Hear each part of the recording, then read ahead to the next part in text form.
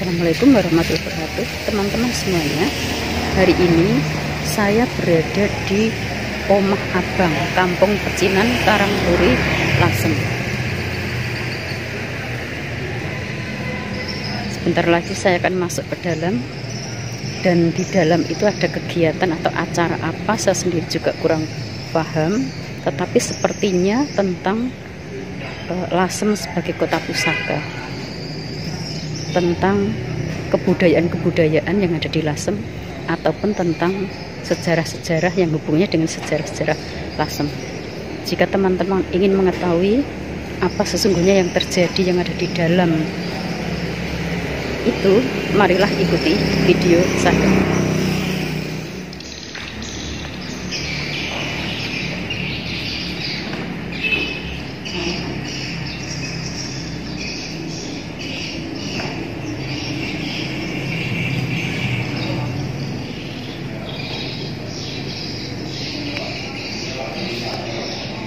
Ini adalah persiapan untuk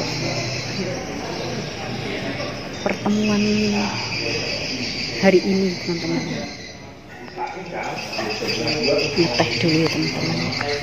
Kamu tidur aja di sini, jadi kami yang nutup pintunya, pintunya.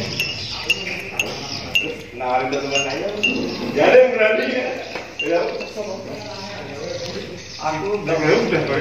Aku belum sampai juga gitu ini naik kemarin ya teman tapi nanti malam.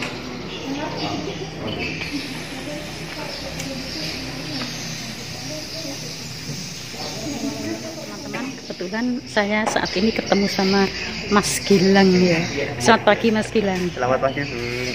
Assalamualaikum warahmatullahi wabarakatuh. Waalaikumsalam warahmatullahi wabarakatuh. Mas, saya mau tanya ya, ini sebetulnya ada kegiatan apa sih di sini ini? Oh, okay. Sebenarnya di sini itu Bu ada kegiatan dari kerjasama antara Museum Nyah Lasem, Yayasan Lasem Heritage dengan Kementerian Pendidikan, Kebudayaan, Riset dan Teknologi.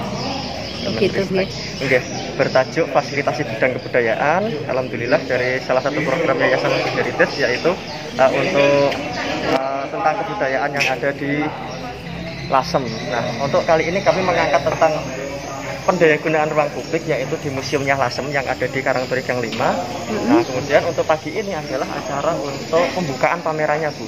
Oh, pembukaan pameran? Iya, pagi pembukaan ini. pamerannya. Oh iya. Diikuti oleh 10 seniman Lasem dan 5 dari seniman nasional, dari Jogja 3, dari Pontianak 1, dari Jakarta 1, seperti itu.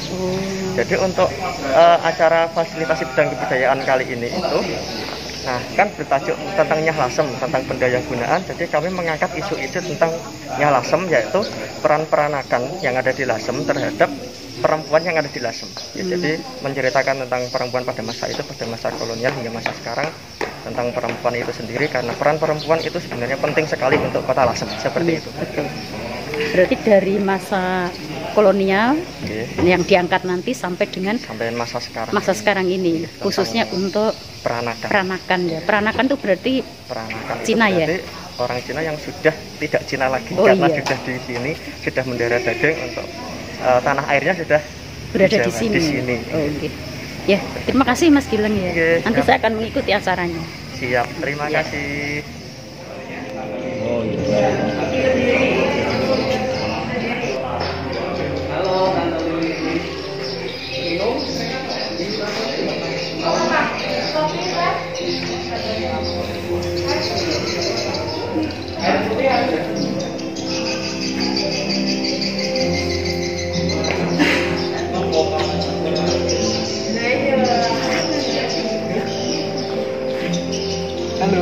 Halo. Bu Yanti. Ya. Saya ngikutin kok YouTube-nya. Masuk vlog lu, Mas. Alhamdulillah.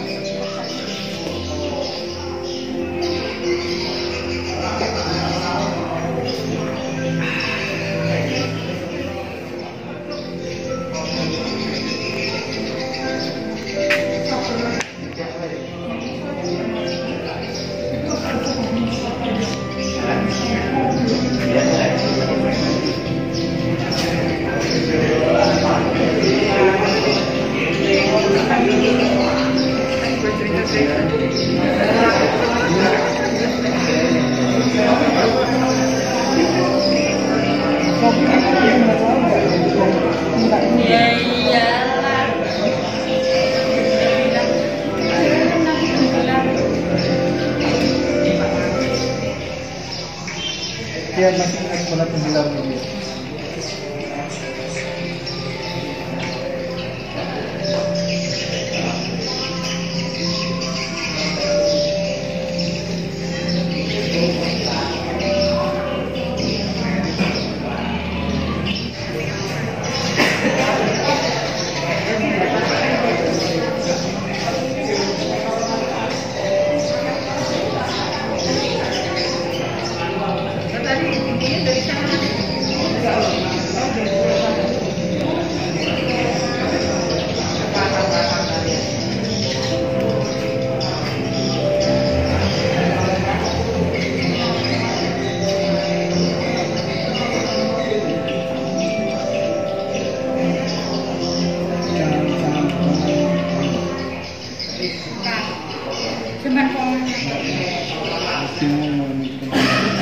Kita kalau mau tahu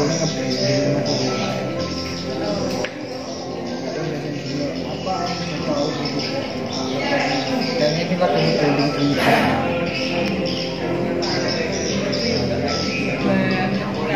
trending kadang tindak itu kok enggak bisa kadang tindak itu kok.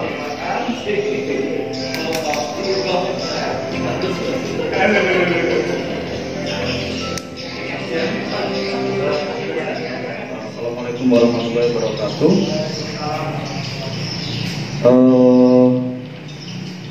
Mohon izin untuk menyapa para tamu undangan dan para narasumber yang nantinya akan mengikuti acara ini. Yang terhormat, perwakilan Dirjen Kebudayaan dari Kementerian Pendidikan dan Kebudayaan Republik Indonesia. Yang kedua, yang terhormat Kepala Dinas Kebudayaan dan Pariwisata Bapak Dwi Purwanto. Yang ketiga, yang terhormat Bapak Pelaksana Tugas Camat Lasem Bapak Mahfud SHMH. Kemudian yang terhormat Bapak Kapolsek Lasem Bapak Ibtu Arif Kurniawan SHMH. Kemudian yang kami hormati seluruh seniman dari Lasem dan dari luar Lasem serta Bapak Ibu tamu undangan yang hadir dalam acara daring maupun secara langsung di tempat saat ini. Assalamualaikum warahmatullahi wabarakatuh.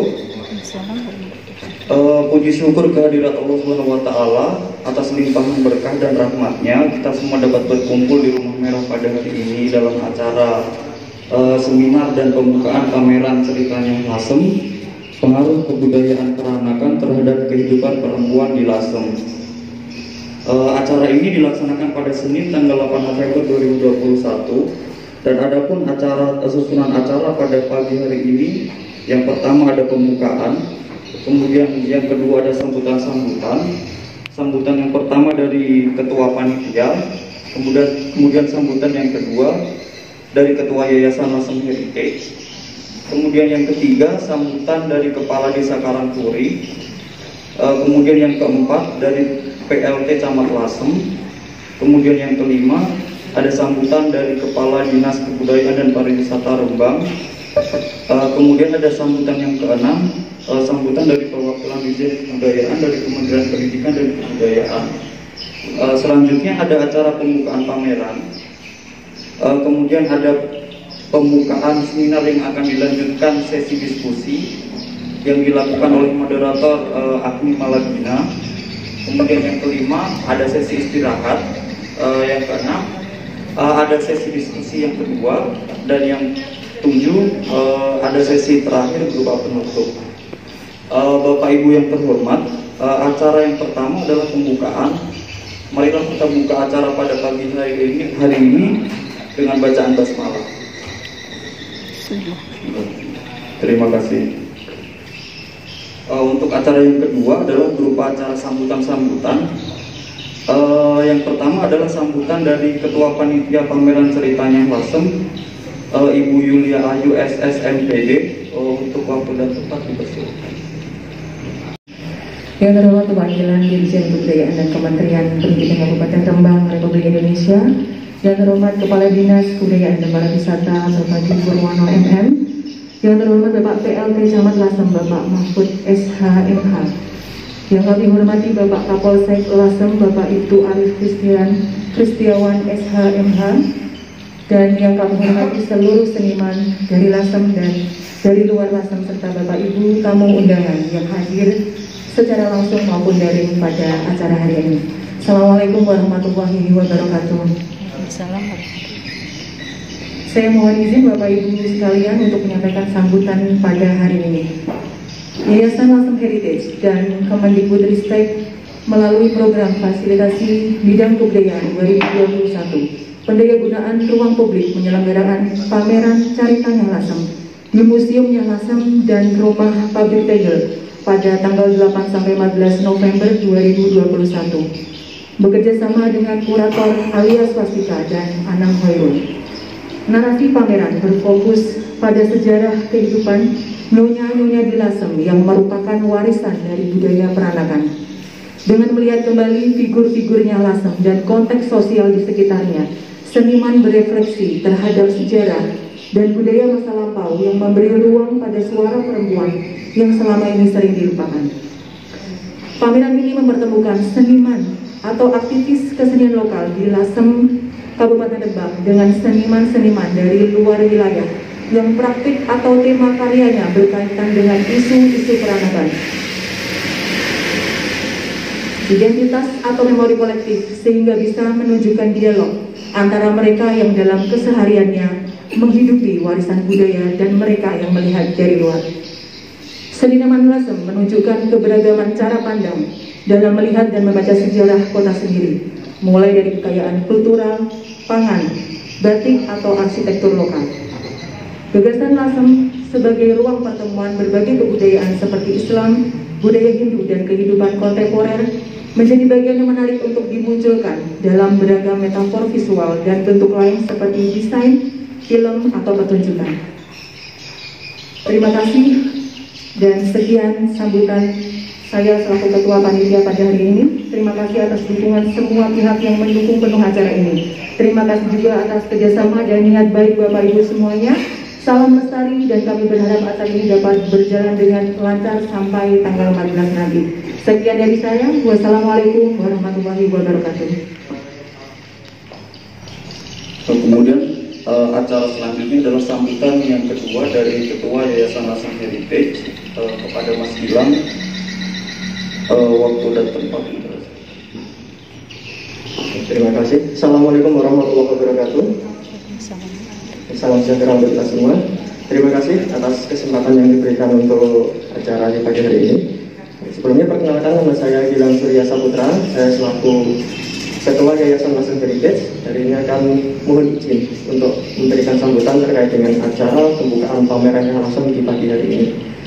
Sebelumnya, Bu Bapak, Yayasan Lasem Heritage itu sendiri berdiri sejak tahun 2018, yaitu sebuah yayasan yang bergerak di bidang pelestarian benda dan non-benda di Lasem dan sekitarnya.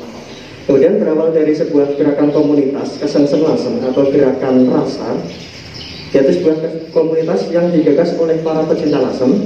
Yayasan Lasem Heritage mengusung beberapa program, di antaranya adalah klinik belajar, kelas pelestarian, Ghost to School program, virtual tour batik 3 negeri, dan menggerakkan bisnis sosial di Discover Lasem dan Pasar Rakyat Lasem.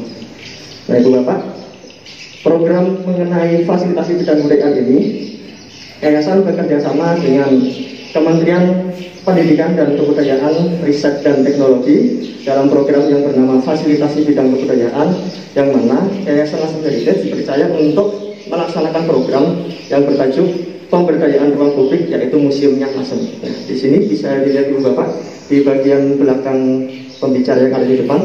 Nah, untuk tajuk kita kali ini adalah pengaruh budaya peranakan terhadap kehidupan perempuan di Lasem. Seperti yang kita ketahui bahwa peran perempuan, khususnya yang ada di Lasem itu tidak hanya sebagai orang yang ada di belakang rumah, tetapi perempuan adalah orang atau sosok yang menjiwai rumah itu sendiri.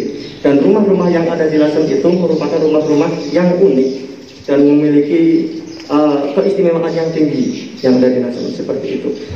Nah, untuk kegiatan kali ini semoga lancar, tidak ada halangan apapun, baik di tanggal 8 sampai tanggal 14 nanti untuk pameran Nyah Lasem ya, yang bertempat di dua tempat, yaitu di Museum Nyah Lasem dan di Rumah Tegel, dapat berjalan dengan lancar dan memberikan dampak positif terhadap Lasem dan sekitarnya. Dari saya cukup, terima kasih. Mohon maaf bila ada tutur kata yang salah dan kurang berkenan. Dari saya cukup, terima kasih. Assalamualaikum warahmatullahi wabarakatuh. Bapak Ibu yang terhormat, acara akan kami lanjutkan kepada sesi berikutnya. Acara yang ketiga yaitu pembukaan pameran cerita Nyah Lasem yang akan dibuka oleh Ibu Lili, pemilik Museum Nyah Lasem, dan istri dari Bapak Susantyo, pemilik dari Museum Nyah Lasem. Kepada yang terhormat, kami persilahkan untuk memukul gong sebagai tanda pembukaan pameran Nyah Lasem yang akan diadakan di dua tempat yang berbeda, di Museum Nyah Lasem dan Museum Tegel. Silakan Bu.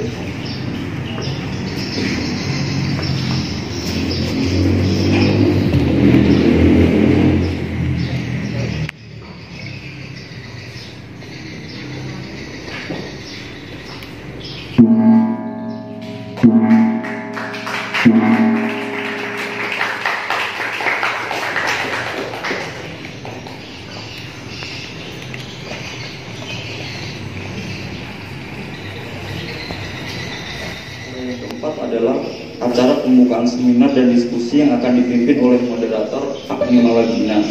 Sebagai pengantar, saya mohon izin sebagai pembawa acara untuk membacakan riwayat singkat beliau.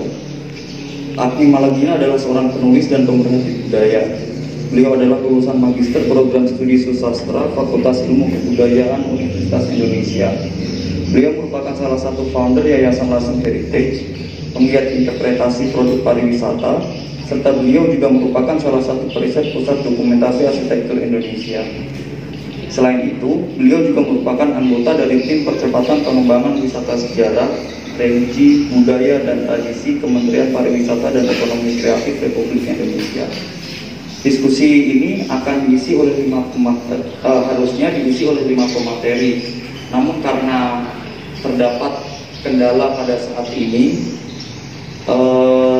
diskusi ini akan dipandu oleh perwakilan dari seniman Lasem yang diwakilkan oleh Pak Yon Suprayoga. Kemudian yang kedua adalah perwakilan dari seniman Lasem, Mas Alpino. Kemudian yang keempat adalah Ning Sahnas Nabila, aktivis perempuan di Lasem. Untuk pemateri yang tidak dapat hadir pada saat ini adalah yang pertama Gus Zaid, pimpinan Pondok Pesantren Kauman. Saat ini Gus Zaid tidak dapat menghadiri karena ada kepentingan keluarga yang tidak dapat diwakilkan oleh orang lain. Kemudian Bapak Dwi Purwanto dari Dinas Kebudayaan dan Pariwisata Kabupaten Rembang. Beliau tidak dapat menghadiri acara ini karena beliau juga sedang ada tugas dan tidak dapat diwakilkan. Bapak Ibu, acara yang waktu dan tempat kami persilakan. Assalamualaikum warahmatullahi wabarakatuh. Selamat siang, salam sejahtera, shalom, om swastiastu, namo buddhaya, salam kebajikan, salam sehat untuk kita semua. Yang terhormat para narasumber dan seniman, yang terhormat peserta kegiatan seminar baik yang hadir di Rumah Merah maupun di ruang daring, dan yang terhormat panitia kegiatan Yayasan Lasem Heritage.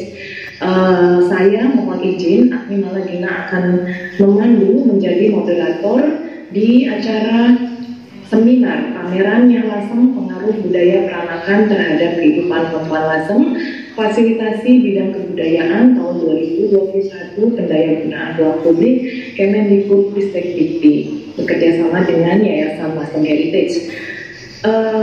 Selama beberapa saat ke depan, saya akan memandu seminar sesi 1 pada pagi hari ini, yang akan mengundang pembicara sesuai dengan urutan waktu. Yang pertama adalah Bapak Yon Suprayoga, Bapak Ahmad Syahidin, Bapak Alpino, dan Ning Sahnas Nabila. Kita akan langsung memasuki sesi seminarnya. Saya akan mengundang pembicara yang pertama, Bapak Yon Suprayoga, seorang pelestari seni tradisi Lasem, penggiat sejarah, seniman teater. Dan di acara pameran Nyah Lasem ini beliau menampilkan Kidung Sudamala, sebuah mitologi Jawa yang akan membawa kita ke dunia batin nyonya generasi pertama perempuan Jawa Lasem. Nah, saya persilahkan Bapak Yon Suproyogo untuk memulai sesi.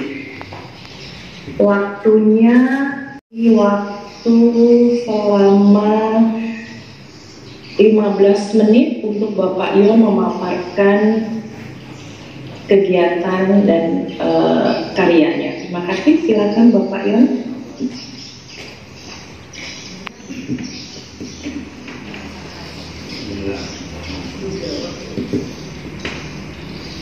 Assalamualaikum warahmatullahi wabarakatuh. Mbak Agni, mendengar suara saya? Dengar ya. Yang saya hormati Bapak dan Ibu-ibu dan teman-teman dari Lasem ini, para seniman. Dan yang paling utama adalah kepada teman-teman panitia.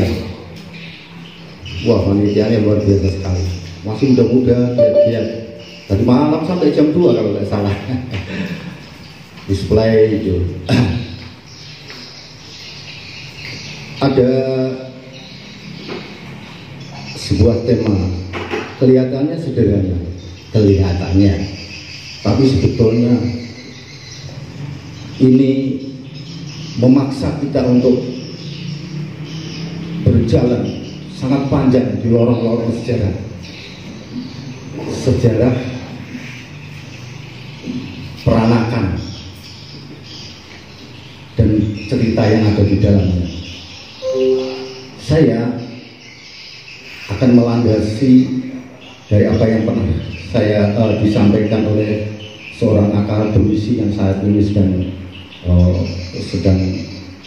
banyak dibicarakan, yaitu Profesor Sumanto Al-Qurtubi. Kalau kita mau bicara tentang peranakan atau teman-teman Tionghoa, maka harus dimulai pada tahun 1500, pada abad ke-15. Nah, ini kan temanya peranakan. Ada yang bertanya sama saya sebenarnya, dan banyak sekali. Terus banyak yang nggak tahu peranakan itu sebenarnya apa toh? Nah, coba mari kita memulai dari sejarah masa lalu khusus Lasem ini. Kan antara abad 15 itu ada perpindahan penduduk, utamanya adalah dari Tiongkok, terutama lagi adalah dari Cina Selatan. Salah satu tujuan mereka adalah di Nusantara.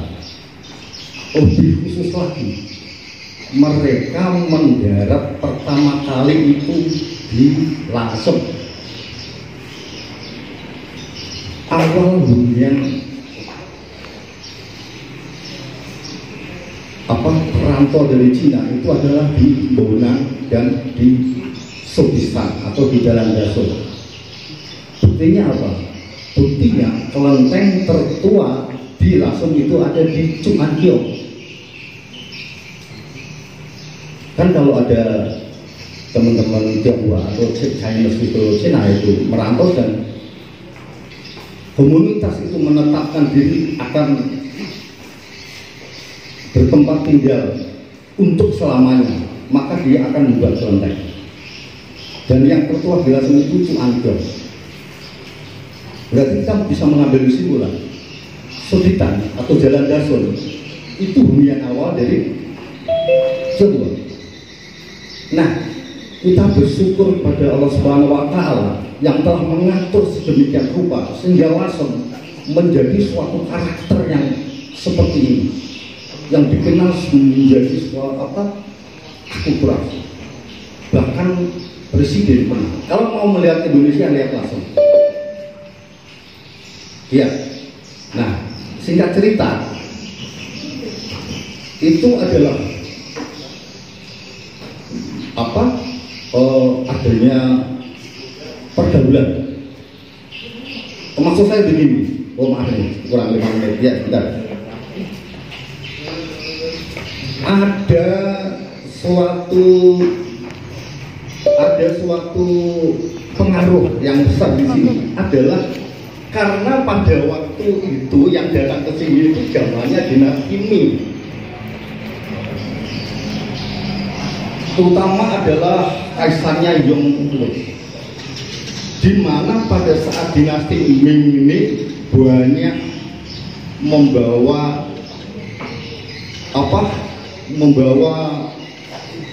peradaban yang besar di Lasem ini. Contohnya adalah apa? Obat-obatan. Pengaruh juga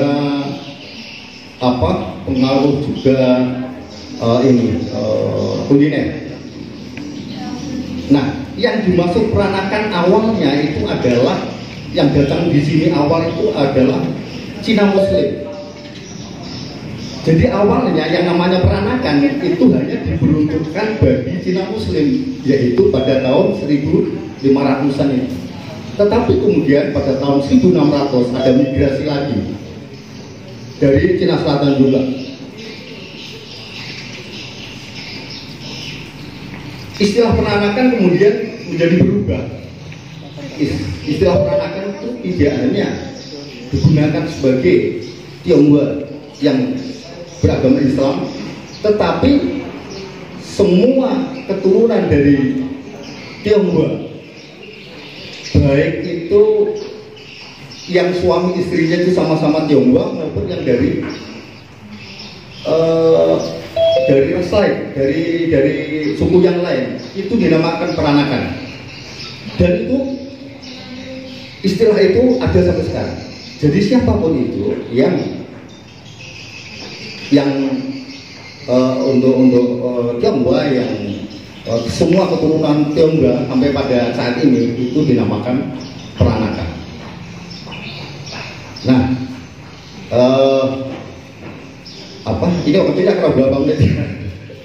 Ya kira-kira seperti itu. Jadi istilah kata kunci yang saya baca itu adalah peranakan, dan kita harus mengetahui dulu peranakan itu. Ada yang mengatakan yang namanya peranakan itu ya Tionghoa yang melakukan perkawinan dengan Jawa misalnya, ya itu peranakan. Tetapi Tionghoa dengan Tionghoa juga peranakan sekarang ini.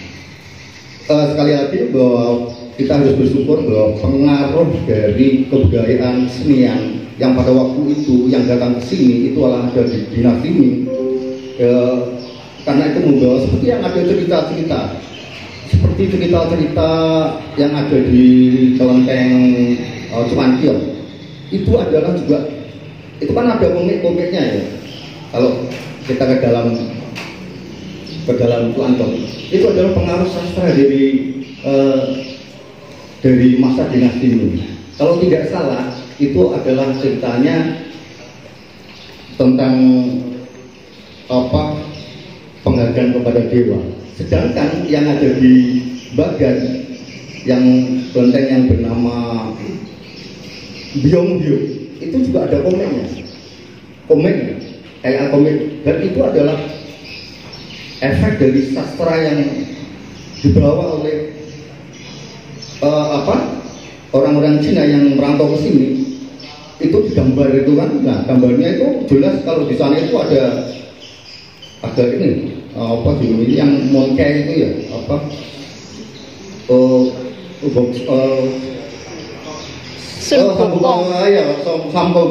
Samgokong. Itu kan dia cerita klasik dari Cina kan.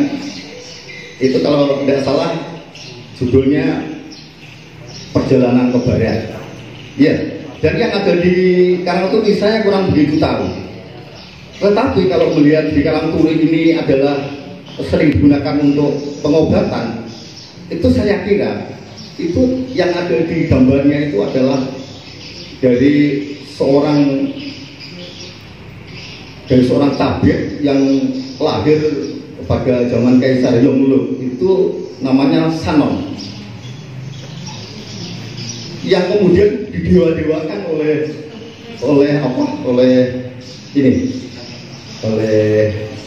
orang-orang Tionghoa, tabib, sehingga di rumah-rumah tabib itu ada gambar-gambar sanok,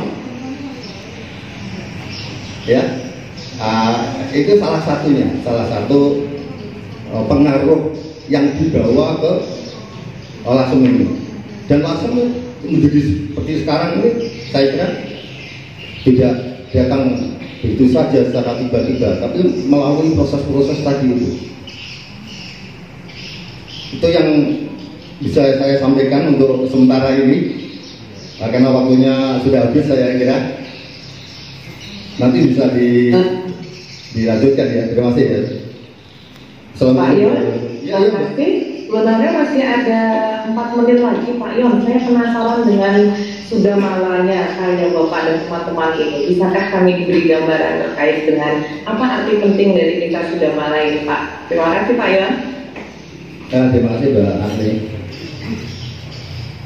Saya pertama kali mempunyai ide tentang hidup Sudah Mala itu adalah pada saat saya diajak seminar oleh Pok di dalam acaranya Lasem ini, karena temanya itu adalah tentang perempuan kan. Nah, maka saat itulah kemudian timbul di dalam benak saya akan menuliskan sebuah naskah teater pendek atau sandiwara pendek judulnya Hidup Sudah Mala, yang menceritakan tentang kegigihan seorang perempuan mempertahankan prinsip meskipun dia harus menjalani sebuah kutukan, risikonya kutukan. Itu cerita dari dari Uma yang kemudian dikutuk oleh suaminya karena mempertahankan prinsipnya. Akhirnya dia terpaksa menderita yang amat sangat. Dia harus turun ke Macapada di bumi ini dan mencari seseorang yang dikatakan oleh suaminya sendiri Durgarani. Artinya dari Dewi Uma itu kemudian setelah dikutuk menjadi Durgarani. Durgarani ini bisa kembali melepaskan belenggu penderitaan kalau di luar. Dan yang meruat itu namanya Sadewa, putri dari Kunti. Perjalanan di bumi akhirnya ketemu dan di luar, dan itu berhasil. Dan ini Mbak, ini cerita ini selain saya dapatkan idenya itu dari seminar yang saya ikuti di Lasem ini, saya juga terinspirasi dari relief yang ada di Candi Sukoh. Di Candi Sukoh di bawah itu ada relief-reliefnya. Itu adalah Hidup Sudah Mala. Suatu, kalau kemarin ya, pada saat ini di Candi Sukoh itu terkenal sebagai candi yang untuk meruat. Tapi bagi saya mengambil dari perempuannya. Ini perempuan luar biasa sekali. Dia menolak permintaan suaminya karena permintaan suaminya tidak masuk akal. Kenapa tidak masuk akal? Suaminya meskipun dia itu raja dan dewa, dia menginginkan melakukan cumbuan atau melakukan hubungan seksual di tempat terbuka. Dan kendaraan yang ditumpanginya itu kan nandi, seekor kerbau. Walaupun dia itu seekor kerbau, tapi dia punya perasaan. Inilah yang melandasi dari Uma yang tidak mau menuruti suaminya. Akhirnya dikutuk jadi Durgarani. Itu adalah ceritanya Pak ya. Cerita jadi Hidup Sudah Mala, dan Hidup Sudah Mala sendiri adalah noning siapa penciptanya. Ini adalah sastra dari tahun-tahun sekitar 1500-an lah ini. Di saat-saat Majapahit runtuh, dan saya memperkirakan ini memang ruatan karena pada saat itu sangat kacau balau. Yang bisa membebaskan belenggu ini ya adalah itu harus lewat penderitaan galuh yang dilakukan oleh berbaran ini. Nah, itu yang bisa saya sampaikan Mbak Agni. Terima kasih. Baik, terima kasih Pak Yon atas presentasinya dan penjelasannya. Saya kira ini akan sangat menarik jika nanti kita bahas dalam sesi diskusi. Sekali lagi terima kasih dan tepuk tangan untuk Pak Yon yang telah mempresentasikan kisah karyanya dan ciptaannya bersama menghidupkan Indonesia. Baik, terima kasih Pak Yon, dan selanjutnya saya ingin mengundang Bapak Ahmad Syahidin atau Mas Dino ya, berasal dari Pamuatan Lasem, kemudian juga salah seorang pernah menjadi santri ya di Pondok Pesantren Al Hidayah dan menjalani hidup sebagai seniman lukis kaligrafi dan wajah di Lasem. Biografi dirinya sebagai santri dan pelukis dengan masalah toleransi di Lasem, dan juga proses penciptaan dua karyanya yang ditampilkan di pameran tulisan Lasem. Tanpa berpanjang lebar, silakan Mas Tino untuk menyajikan presentasi materinya. Terima kasih. Selamat pagi dan salam sejahtera untuk kita semua. Yang saya hormati teman-teman dari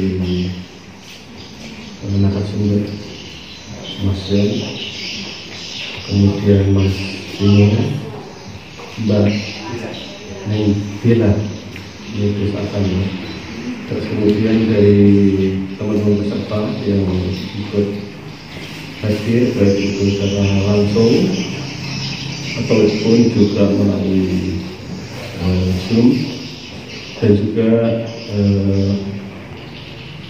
Ibu moderator ya yang sudah membawakan beberapa sesi, dan semua pelaku pemerhati seni dan budaya semuanya yang saya hormati dan saya banggakan. Alhamdulillah pada kesempatan ini kami diberikan waktu dan kesempatan untuk bersilaturahim di forum yang sangat baik dan mulia ini, karena mohon maaf ini posisi saya banyak kegiatan di luar kecamatan, jadi saya mohon maaf hadir terlambat. Kami terus manggung Lasem dan Pamutan. Pada kesempatan ini kami yang pertama sekali mengucapkan terima kasih tentunya pada teman-teman dari heritage ya, yang telah memperkasai, juga dari kementerian tentunya atas dukungan support dan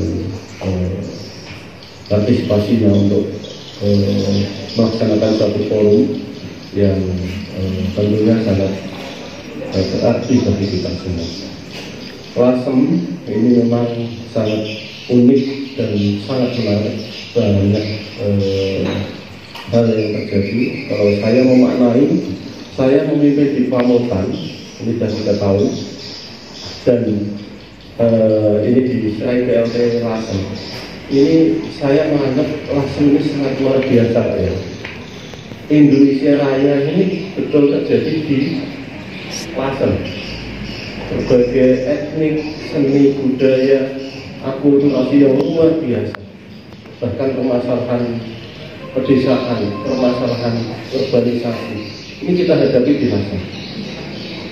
Kami sangat berharap kegiatan yang semacam ini dan seterusnya nanti akan kita laksanakan, dan tentunya ini untuk melestarikan, mengembangkan apa yang sudah ditinggalkan oleh nenek moyang kita ini, kita rawat, kita pelihara, dan kita pertahankan, bahkan kita kembangkan, yang akhirnya nanti akan memberikan pengaruh yang luar biasa bagi kesejahteraan masyarakat, khususnya di Lasem dan tentunya di Indonesia.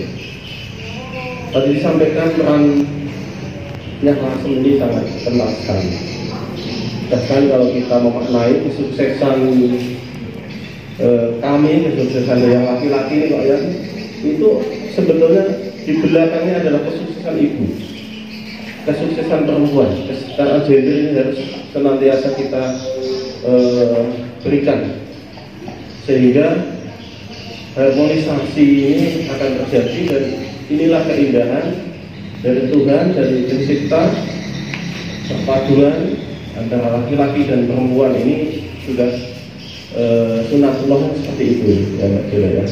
Jadi kami sangat berharap kegiatan ini akan berdampak positif dan kami titip kepada teman-teman, kepada masyarakat semuanya, karena ini penataan Lasem sebagai kota pusaka sudah dimulai. Kami mohon masyarakat bisa berkontribusi mendukung setiap aktivitas sehingga kegiatan pelaksanaan penataan Lasem sebagai kota pusaka ini bisa berjalan dengan baik, mentaati ketentuan pemerintah, tertib, kemudian tidak istilahnya dapat mengganggu kegiatan penataan Lasem sebagai kota pusaka.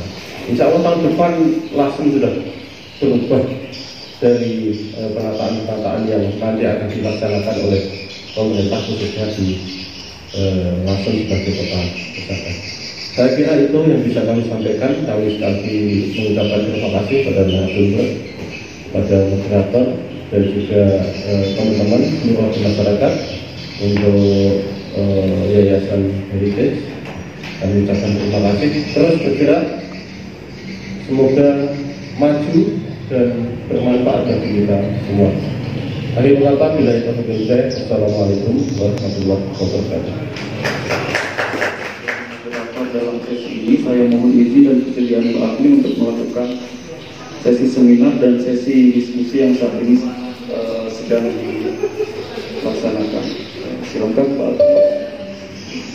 Baik, terima kasih Mas Raka, terima kasih Bapak Mahmud telah berkenan memberikan sambutannya. Kita akan melanjutkan sesi presentasi seminar pada kali ini.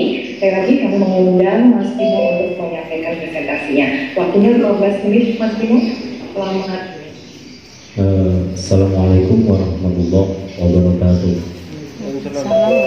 Yang saya hormati Mbak Agni, Pak Mahfud, Mbak Alia, Pak Yang, Mubila, dan semuanya yang tidak bisa saya sebutkan satu persatu dengan tidak mengurangi rasa hormat saya kepada beliau-beliau jenengan-jenengan semua.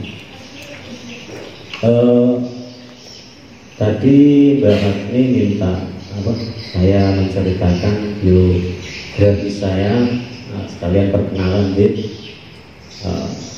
sebetulnya kalau dijadikan narasumber itu saya masih sangat belum layak, masih terlalu dangkal pengetahuan saya tentang Lasem dan pengetahuan saya yang dinilai positif.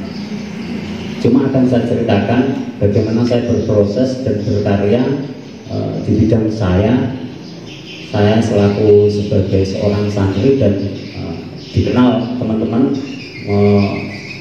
pelukis. Bukan belum seniman ya, seniman itu levelnya sudah tinggi. Kalau pelukis mungkin bisa diartikan menjadi tukang gambar gitu aja. Saya lahir di Pamutan. Saya mengenyam pendidikan cuma SLPP SD, terus SLPP. Kemudian saya nyantri atau mondok di Tuban, di Senori Tuban. Saya hobi melukis atau gambar itu sejak saya masih kecil. Bahkan dulu sering dimarahi orang tua karena buku tulis saya itu tidak ada yang bersih, penuh dengan gambar-gambar. Yang depan itu tulisan pelajaran, yang dari belakang itu gambar-gambar tidak jelas kalau dulu. Nah itu kalau orang dulu saya dimarahi, kalau orang tua saya itu dimarahi. Tapi karena hobi itu tidak menghentikan saya. Sampai di pondok pesantren saya, karena di pesantren itu tidak ada ya yang namanya pelajaran menggambar, kan tidak ada. Nah, satu-satunya yang bisa saya lakukan untuk melampiaskan hobi saya adalah dengan belajar kaligrafi, kaligrafi khot Arab. Sebetulnya kalau ada yang mau ngajari kaligrafi Cina, saya juga sangat senang, sangat mau. Cuma karena di pesantren adanya itu saya agak sangat. Setelah itu di Senori saya dari Tuban, saya sempat ingin kerja di Malang. Waktu dulu saya ingin bisa bengkel karena ilmu karena saya tidak pernah sekolah, saya ingin punya keterampilan yang bisa bermanfaat. Saya ingin belajar bengkel. Nah, kebetulan di Malang bengkel yang saya tuju itu sudah sudah tutup karena yang memiliki itu teman-teman mahasiswa yang sudah pada wisuda, itu. Akhirnya saya jualan martabak, ngamen, bahkan saya putuskan untuk pulang balik ke rumah.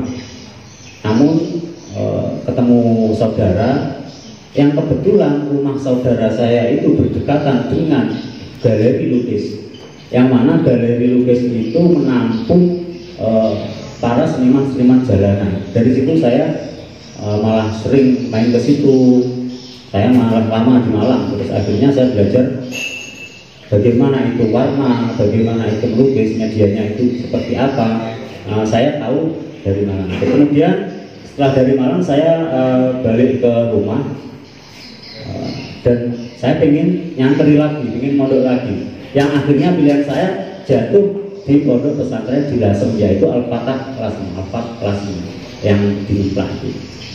Dengan saya akhirnya di Lasem ini ketemu dengan para seniman-seniman yang sudah senior, termasuk budayawan-budayawan seperti Pak Yon dan Mas Pol. Banyak sekali budayawan-budayawan yang ada di Lasem itu. Nah, dari situ saya di Lasem ini sangat nyaman, sangat jatuh cinta dari budayanya, sisi toleransinya dan sebagainya. Dari situ saya sesuai pengalaman hidup, saya membuat sebuah lukisan untuk pameran ini yang bertemakan tentang kehidupan sosial yang ada di Lasem. Nah, nanti kalau masalah sejarah, jangan tanya sama Pak Yon.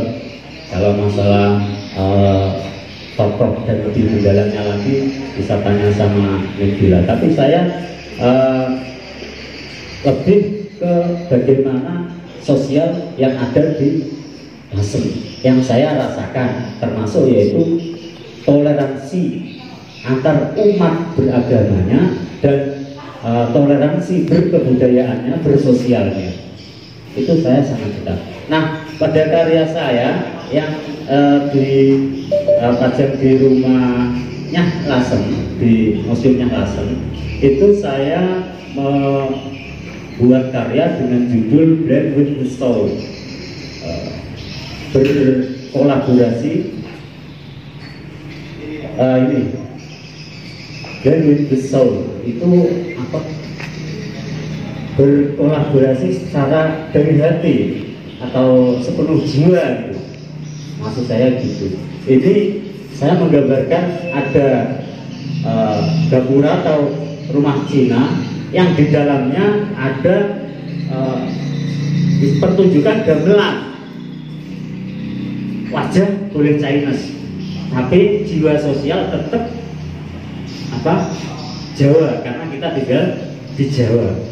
Terus saya banyak melakukan riset dan melihat foto-foto yang ada di dinding-dinding rumah Lasem itu dulu banyak Nyah Lasem, nyonya Lasem yang Chinese. Beliau memakai kebaya, gitu. Itu menunjukkan bahwasanya dia betul-betul menjiwai apa yang ada budaya di Jawa itu. Kurang lebihnya itu. Bahkan saya sampai dengar ada salah satu yang bilang, bahwasanya di mana kaki saya berpijak, disitulah budaya dan negaraku. Nah, itu ada yang sampai seperti itu. Terus yang ini lukisan kedua yang ada di rumah Tegel. Sebetulnya cerita ini adalah cerita nyata, cuman saya bikin jadi fiktif. Ada seorang Nyonya Lasem yang background agamanya beda, yang memberi makan sahur atau buka puasa kepada anak kecil yang muslim. Kasus seperti ini banyak ternyata di Lasem. Ini saya angkat sisi toleransinya. Bagaimana kita bertoleransi dengan antar umat beragamanya. Nah, dulu saya pernah dengar cerita banyak kasus seperti itu. Ada Chinese ngasih takjil atau apa gitu kan, awal-awalnya gitu. Terus ketika ada acara pengajian, ada orang Chinese yang ikut membantu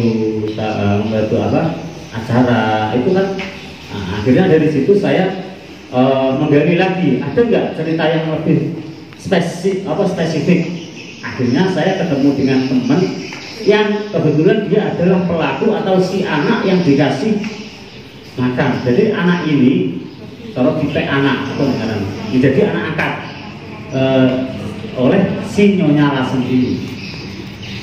Beliau bahkan sampai ketika anak ini mau Jumatan saja, tidak Jumatan dimarahin, padahal dia beda agama. Makan sahur dikasih, makan buka puasa dikasih, terus sekolah dianteri, diseberangi gitu. Nah itu kan sisi toleransi yang sangat bagus dan harus kita pertahankan sebagai manusia yang berbudaya tinggi. Nah, ini saya juga terinspirasi dari ngendikane Pak Jokowi bahwasanya kalau ingin melihat Indonesia, lihatlah Lasem. Maka karya saya tadi saya kasih judul Cermin Kecil Nusantaraku. Itu ada cermin yang ada benderanya. Terus ada kaligrafi, sebetulnya kaligrafi itu kaligrafi Arab, cuma saya bikin seperti huruf Cina yang tulisannya Lasem Indonesia. Kira-kira begitu kurang lebihnya. Dan apabila ada yang salah, mohon maaf, saya kembalikan kepada moderator. Assalamualaikum warahmatullahi wabarakatuh. Salam.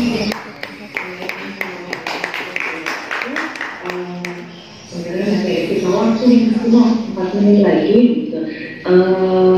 Mungkin kita akan lanjutkan dulu presentasi dari seniman narsum ini, dan nanti kita akan lanjutkan dalam sesi diskusi. Saya ucapkan terima kasih untuk Mas Timo, dan selanjutnya saya akan mengundang Neng Shanas Nabila. Halo Neng Bella, kita ketemu lagi. Kemudian sehat keluarga ya. Apa kabar adik bayi? Semoga sehat. Baik, Neng Bella profilnya memang menarik gitu ya, sebagai penerus dari cucu dari Pak Maksum, cucu dari Pak Maksum. Kemudian juga Neng Bella ini aktif bergiat dalam kegiatan sosial, dan profesinya juga menarik sekali untuk saya. Beliau menggeluti profesi sebagai fotografer dan editor foto. Dan hari ini tentunya juga Neng Bella akan menyampaikan atau mempresentasikan kegiatan yang akan dilakukan oleh Neng Bella dalam pamerannya Lasem. Dan Neng Bella ini juga penggiat wisata toleransi dengan memandu Hikayat Toleransi Lasem, sebuah gelaran wisata yang mengangkat situasi toleransi di Lasem. Kepada Neng Bella, monggo dipersilahkan waktunya selama 15 menit. Assalamualaikum warahmatullahi wabarakatuh. Waalaikumsalam warahmatullahi wabarakatuh. Teman-teman semua. Biasanya saya tuh mau ngisi foto ya, tiba-tiba saya disuruh masuk ngisi tentang Lasem. Jadi mungkin ini akan nyenggol-nyenggol foto sedikit ya, nggak apa-apa. Agak sharing-sharing. Jadi ceritanya tuh saya sebenarnya tinggal di Semarang. Pada tahun 2018 saya disuruh pindah. Singkat cerita, saya terpaksa dan harus pindah ke Lasem dan harus menggarap sebuah proyek sama teman-teman tentang hikayat toleransi. Di situ saya bikin sebuah teaser sedikit tentang Lasem. Banyak banget pengalaman-pengalaman yang saya dapat. gitu. Banyak banget pengalaman yang saya dapat dari ketika saya shoot movie itu. Boleh diputar sedikit Mas?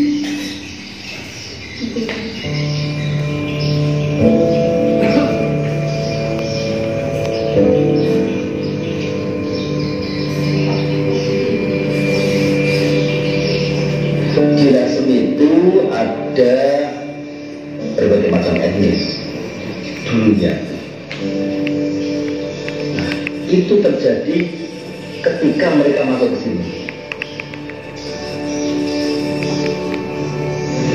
Tetapi saya ikut beliau mempertahankan istilah Lasem agar tidak diminoritas. Itulah yang kemudian menjadi dasar dari masyarakat Lasem dan juga santri beberapa daerah untuk memahami betul bagaimana kita berpikir toleransi, bagaimana kita bersama. Di Indonesia semua kota-kota itu yang sering disuruh mestinya harus menimba yang ada di Lasem ini bagaimana supaya Tionghoa dan Islam, santri, pendatangnya bisa rukun.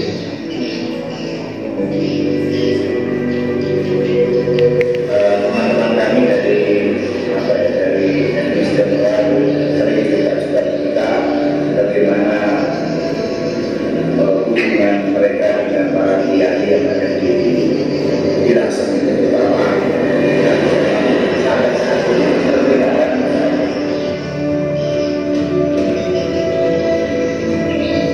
Dan silaturahmi antara dengan baik. Aku berdoa yang lalu ada silaturahmi ke tokoh-tokoh kita ini pada di Sari kita suara menjadi yang baik dan silaturahmi yang baik.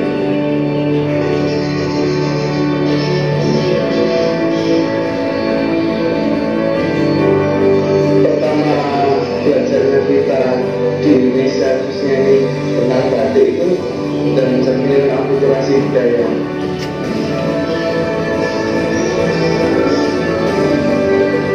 Dengan menjaga itu menjadi indah, menjadi indah tanpa merendahkan, tanpa memandang yang lain jelek.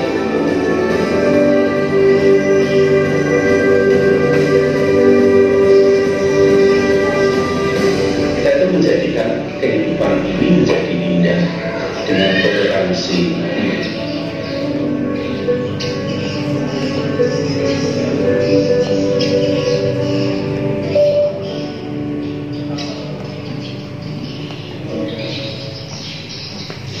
Oke.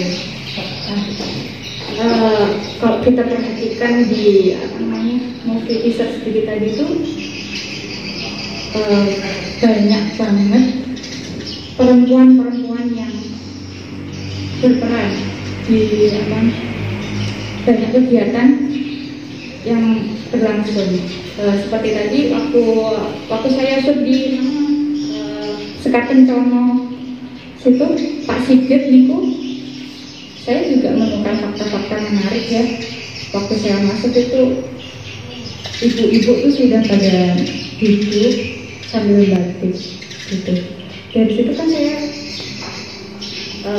sempat banyak tanya sama ibu-ibu di sana. Ibu udah berapa tahun ini batiknya? Udah ada yang sudah 7 tahun, ada yang 10 tahun, ada yang 20 tahun. Oh benar-benar ya. Berarti kayaknya sudah dari apa namanya nenek moyangnya tuh sudah berdarah daging gitu loh. Kalau apa namanya mereka tuh terinfluence dari apa namanya budaya peranakan gitu. Jadi Bapak yang saya mau tanya, jadi waktu apa namanya Bangsa Awam kesini itu kan ada namanya Pinang Onde, itu kesini kalian istri dan 2 anak-anaknya, Pinang Si dan Pinang Na. Nah dari situ saya dapat cerita juga tuh, ternyata anaknya Binang Oniku yang namanya Binangti, seorang perempuan yang mengajarkan batik sama masyarakat biasa. Jadi di situ masyarakat di sini diajarkan batik, gimana caranya bikin motif dan menari juga, menenun ya, ada menenun juga. Nah, dari situ berarti masyarakat Lampung itu sangat itu ya, terbuka ya kalian. Iya, karena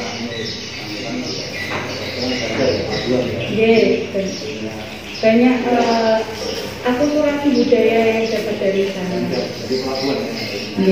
Nah, selama saya syuting musik Icat ini juga, saya mendapatkan berbagai macam fakta lagi tentang toleransi yang ada di Lasem, tentang ceritanya Mbah Maksum yang sering monggo ke tetangga-tetangga Sinanya, ke pernikahan tetangganya, walaupun itu Muslim, Chinese, tapi tetap ke sana.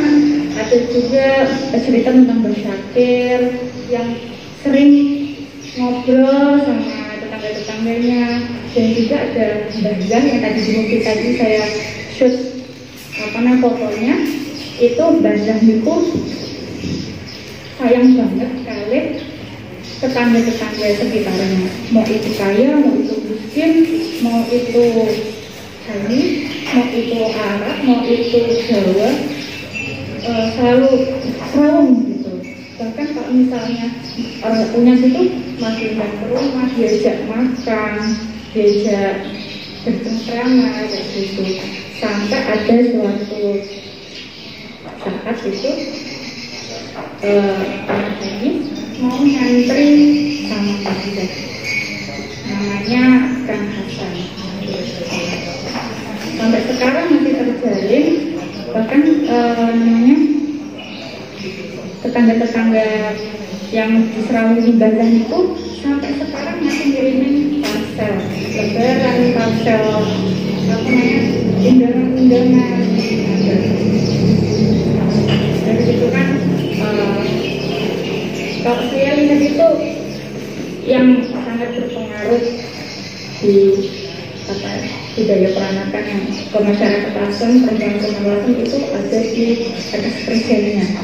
Jadi kayak misalnya jadi perempuan itu jangan cuma di rumah, cuma masak, cuma suami, tapi diajarkan untuk lebih menambah skill, dia bisa membatik, dia bisa nari, dia bisa menenun, nggak melulu harus ngerjain kerjaan di rumah gitu.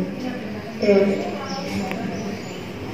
habis itu makanya sampai sekarang 99% kayaknya yang bikin motif batik tuh kayaknya perempuan ya, Pak Yudi? Iya, rata-rata perempuan, makanya di situ karena dari zaman dulunya udah diajarkan oleh Putri Campa tersebut, jadinya sampai sekarang masih banyak sekali, kebanyakan adalah perempuan. Terus kalau misalnya dari sisi toleransinya, yaitu dari Mbak tadi saya tergabung tadi ada juga cerita tentang Mbak Fatimah itu kakak dari Mbak Zah itu banyak cerita dengan tetangga-tetangga Cinanya, dengan tetangga-tetangga Arabnya, saling bercengkrama, nggak pernah gitu. Kalau diundang tetap tetap ke sana, nggak yang namanya menolak atau gimana. Bahkan disuguhin makanan pun tetap akan makan itu, walaupun mesti dikasih tahu kalau ini bukan kalau semua Bu pasti akan dimakan gitu. Terus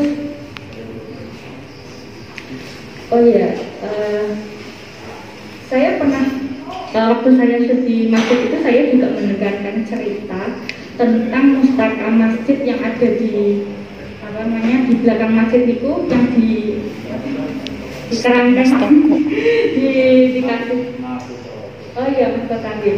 Nah niku saya dengar itu adalah perpaduan dari apa namanya kebudayaan Majapahit nih. Hindu guys. Lah niku maksudnya kan berarti kan itu ada percampuran apa namanya Hindu dan Islam. Percampuran budaya, dan itu saya juga dengar lagi ternyata selama 5 kali berturut-turut itu adipatinya adalah wanita nih. Rajanya adalah wanita jelas. Setelah Dewi Hindu, itu wanita semua. Wah, berarti itu benar ya. Makanya berarti kayaknya wanita di Lasem itu sepertinya sudah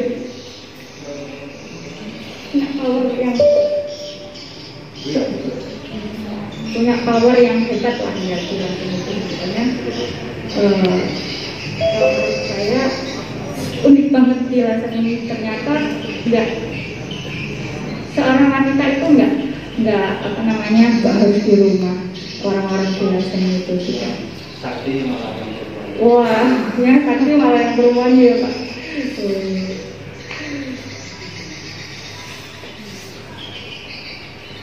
Kebanyakan saya waktu di Lasem bikin film itu tentang apa namanya banyak sekali cerita tentang toleransi yang saya ambil sih begitu. Maaf ya saya agak lemot ini soalnya di sini saya ngisi foto. Itu boleh Mas lihat foto-fotonya.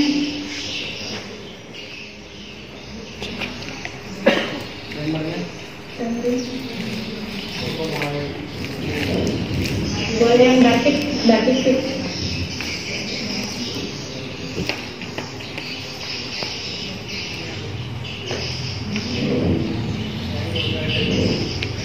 Oke, kalau kita jalan aja terus ya Pak. Kalau kita lihat di sini masih ada beberapa foto yang melihatkan banyak ibu-ibu yang lagi ada interaksi. Kita sedikit nanti. Ini ada yang berdaya udah 20 tahun, ada yang 10 tahun. Ternyata itu biasanya dari apa nenek moyang sudah dari bang-bangnya sampai sudah mati.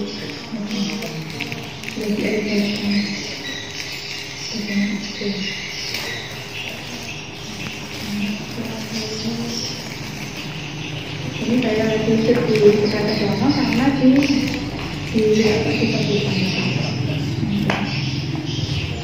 dan motif-motif yang dikerjakan ibu-ibu ini nggak cuma motif-motif Jawa ternyata, ada motif-motif yang terinfluence dari budaya Tiongkok, seperti ada naga, ada burung hong, gitu. Dari negara ini semuanya perempuan. Jarang banget ada laki-laki yang seperti ini.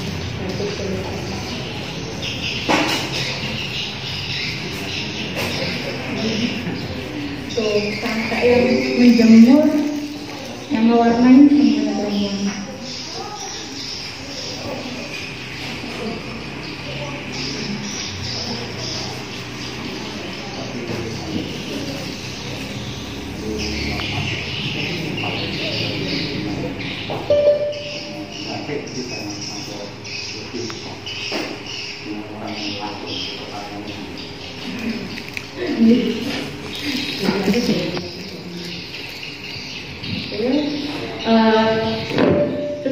Cerita dari saya kayaknya kalau misalnya saya monggo silakan. Terima kasih. Assalamualaikum warahmatullahi wabarakatuh. Terima kasih Mbak Ibu Bapak, mari kita berikan aplaus tepuk tangan untuk ketiga narasumber kita pada sesi pagi hari ini.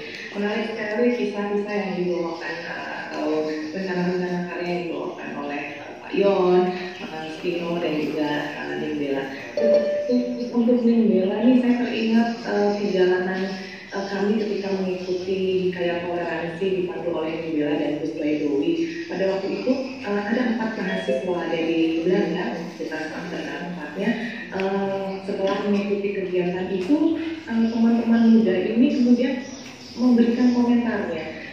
Salah satunya adalah ketika mereka merasakan bahwa pandangan mereka terhadap Islam dan atau dunia Islam yang selama ini mereka anggap ekstrim kemudian berubah, bahwa mereka menemui Islam dan toleransi yang ada di platform. Dan saya kira hikayat toleransi yang dibawakan oleh Membela dan Pak Dodi pada waktu itu, kita menempuh titik dari Pondok Pesantren Al-Hidayah untuk mendengarkan apa itu konsep tasawuf, kemudian juga berjalan ke Masjid Jami, kemudian mencari kampung Kauman yang terletak di kawasan Karangturi, kemudian diakhiri dengan experience yang ada di Pondok Pesantren Kauman. Dan saya kira konsep-konsep toleransi ini sebenarnya memang telah mendarah dagingnya dalam kehidupan warga Lasem dalam tahapan-tahapan kebudayaan dan sejarah yang membentuk karakter warga dan kota Lasem hingga saat ini. Dan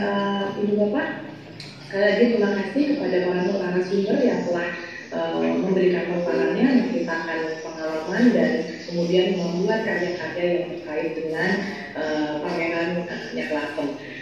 Kita tampaknya masih memiliki waktu sekitar 35 menit untuk melanjutkannya ke diskusi. Saya ingin juga menyapa para peserta yang berada di ruang daring. Di sini ada yang saya kenal, ada Ibu Wadayani, ada Ibu Margareta, ada Ibu Jayanti, kemudian ada Ibu Melisari, ada Mbak Gavinayo, ada juga Ibu Titin Fatima, kemudian ada Bapak Freddy juga ya dari Surabaya. Dan saya kira juga banyak rekan-rekan yang bergabung di ruang daring ini adalah penggiat budaya, penggiat sejarah, dan juga penggiat ekonomi kreatif yang datang pada kegiatan acara seminar pagi hari ini. Langsung saja kita akan memulai diskusi. Ibu Bapak, monggo untuk yang ada di ruang daring kami persilakan jika ada pertanyaan, tanggapan, komentar untuk terlebih dahulu menekan tombol reaksi raise hand ya. Dan jika ada peserta di ruang rumah nyata yang juga ingin mengajukan pertanyaan atau memberikan komentar, saran dan tanggapan, dari sini saya melihat Ibu Handayani sudah tersenyum gembira karena ingin mengajukan tanggapannya. Mungkin saya mulai dari yang di ruang dari dulu ya, sebelum kita bergantian dengan yang di ruang rumah merah. Silakan Ibu Handayani.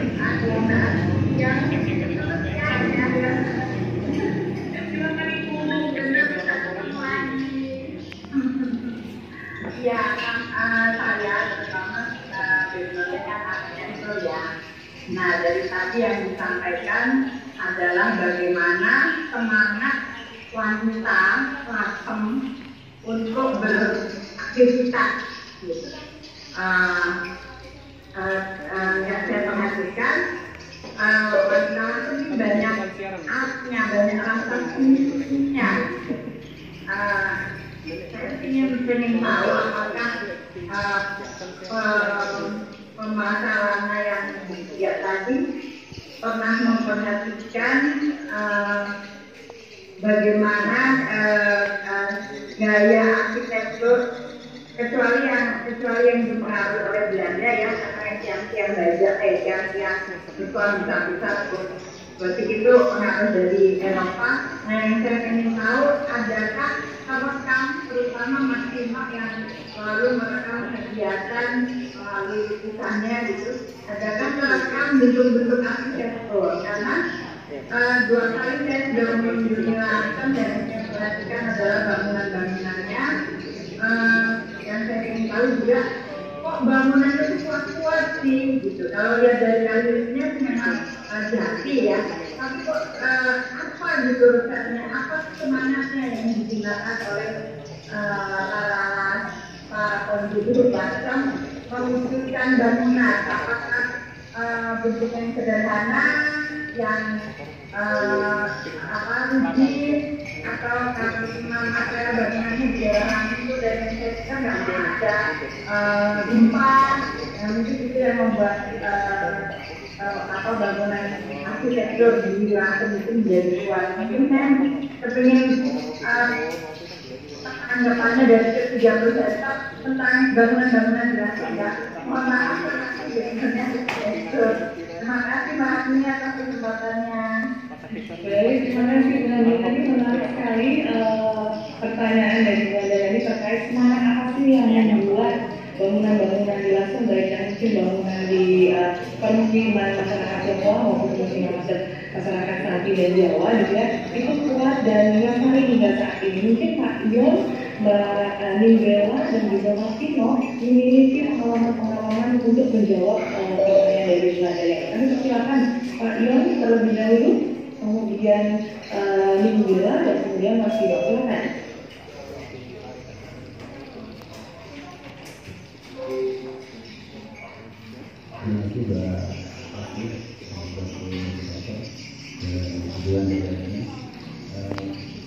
Kalau pertanyaannya kenapa bisa membuat itu tetapi saya hanya bisa memberikan suatu gambaran bahwa pada tahun 2011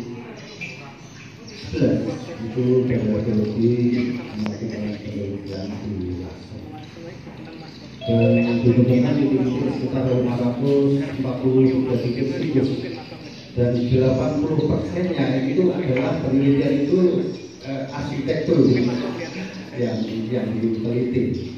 Jadi masih sangat banyak sekali penelitian yang dilakukan di Lasem berkenaan dengan arsitektur bangunan-bangunan kuno yang ada di Lasem. Bahkan saya pernah mendengar itu dari tamu yang ada di Lasem, itu salah satu yang menarik itu adalah di Omah London. Itu Inggris, tapi bangunan di situ itu katanya anti gempa. Dan saya yakin bangunan yang lain sebelum rumah Inggris ini adalah bangunan berarsitektur Cina Selatan kalau tidak salah, yang ada bentuk seperti itu. Dan itu pasti dikonstruksikan lebih kuat lagi. Dan budaya mungkin saya bisa ngomong itu, saya sering ngatur tamu itu, jadi kalau dikit itu wah seperti budaya ini yang backgroundnya di arsitektur ini, mohon sekalian ini kami yang ada di sini dikasih tahu itu kenapa bangunan Cina di Lasem itu begitu kuat sampai ratusan tahun. Terima kasih. Ya, ini saya berikan ke silakan. Terima kasih Pak Ion. Karena soal itu ada kekuatan lain kayaknya Pak Ionnya, bahwa pada itu sebenarnya memang tangguh dalam pelestarian dengan cara-caranya yang baik dikehidupan melalui kegiatan seni, kegiatan membatik, kemudian tadi Mas Tino ada cerita di dalam tembok rumah-rumah Tionghoa dalam lukisan karyanya menampilkan semuanya ada bangunan Jawa yang juga sebagai bentuk ada asing, ada Tionghoa yang tinggal di Jawa. Dan saya kira ini salah satu kekuatan yang ini ya menilai yang perlu memperkokoh bangunan kuno di Lasem, tidak hanya dibangun secara fisik kuatnya dia, tapi ada nilai-nilai, ada perasaan, ada intangible, emotional value yang mungkin memperkokoh bangunan itu karena ada tradisi di dalamnya. Silakan Mbak Ninggela menanggapi pertanyaan dari Bu Nadia.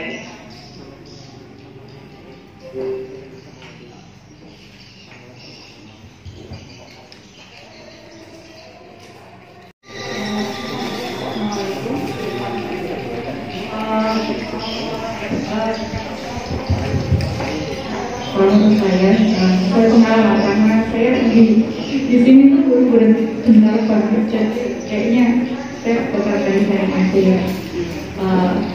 Menurut saya karena di Lasem orang-orangnya tuh semuanya kayak menjadikan banget ngeden bangunan-bangunan di sini. Kayak di mana di rumah saya di Pondok Air Hidayat. Boleh Mas? Foto pondok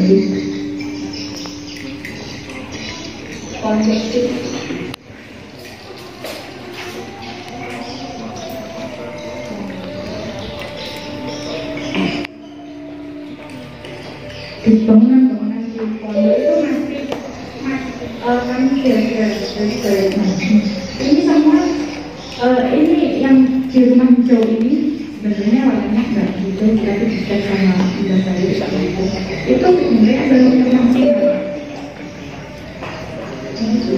Ini yang berusia 1 abad, ini musola 1 abad di depan rumah. Kalau rumahnya lebih dari 1 abad, kalau yang ini musola pendapat dari itu usianya sudah 1 abad itu musola. Ini musola pertama. Ini juga yang bagian atas itu yang bagian kali itu juga usianya 1 abad. Ini juga dari itu kami memang menjaga bangunan asli dari sana. Ini kita belajar memang bagian aslinya, cuma bagiannya itu kami masih belajar. Kenapanya sih saya tidak tahu karena saya biasanya bukan dari Al-Quran. Tapi kami memang selalu menjaga seperti seperti aslinya. Jadi namanya pintu-pintunya itu masih ada desain-desainnya, walaupun tidak juga tetap kegiatan Mas Timo akan menanggapi pertanyaan ini. Apa yang membuat kuat bangunan-bangunan di Banten? Ya, assalamualaikum, selamat pagi Saudara Yani. Kalau menurut saya ditanya itu sebetulnya saya juga ingin ya pengetahuan tentang arsitek itu mungkin. Cuman setahu saya, sesuai pengalaman saya, satu saya menambahi bila dan bahkan bahwasanya itu betul-betul kita merasa memiliki, kita merasa memiliki, yang akhirnya kita menjajah itu rata-rata seperti itu. Terus kedua, kalau saya lihat itu bangunan tembok-tembok China itu rata-rata tebel-tebel gitu. Tebel-tebel, bahkan penataan batu batanya banyak yang kalau sekarang itu batu batanya kan miring dan atas. Kalau bangunan yang di pesantren saja, yang pesantren Alizaya saja itu banyak yang batu batanya itu miringnya ke samping gitu. Kalau misal tembok arahnya ke sini ya, batu batanya biasanya kan juga arah ke sini, itu enggak, ini berbalik. Jadi agak tebel, silang-silang gitu ya. Yang saya tahu itu satu. Terus gempa juga mempengaruhi di Lasem itu enggak ada, dan alhamdulillah tidak pernah ada gempa ya. Tidak ada, itu juga mempengaruhi juga sih. Struktur tanahnya mungkin juga sepengetahuan saya itu sih. Baca, terima kasih. Yang dimasukkan ke dalam, karena kalau dari arsitektur bangunan itu punya jiwa.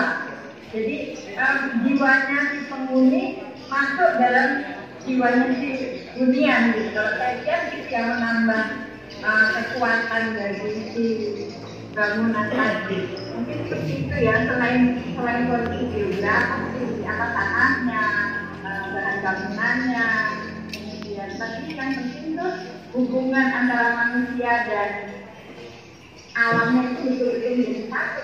Kalau saya perhatikan di Lasem ini, kira-kira itu yang bisa saya simpulkan. Berarti maka semua pengetahuannya bagus banget. Terima kasih Bapak-Bapak dan Mbak Ahmad.